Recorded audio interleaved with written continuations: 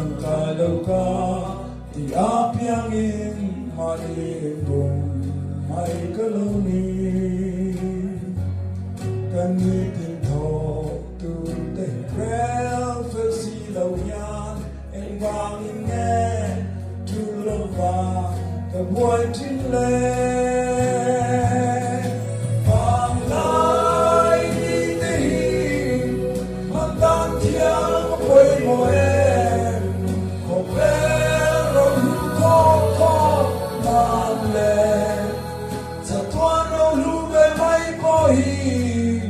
kan vang lai ni te ya vang lai re lo ai ya mo a choi mai chin on the dawning chu le swa te lung lom siam tu lu moi na thorim le ven te chan pui na i mang se la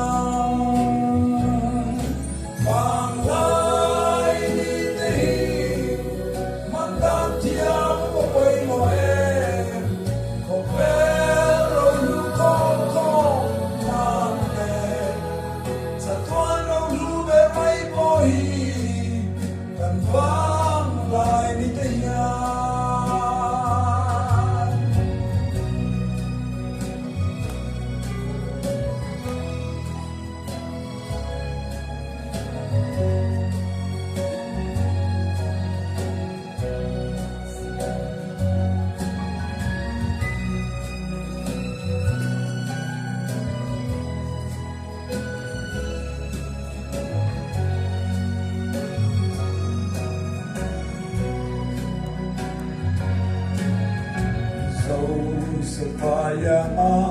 Chalay hulu siyang tuduan ang amangin Rinom na le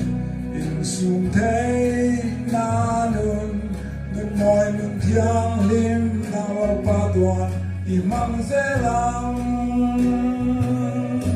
Panglay ditihin mandan tiyang baboy mo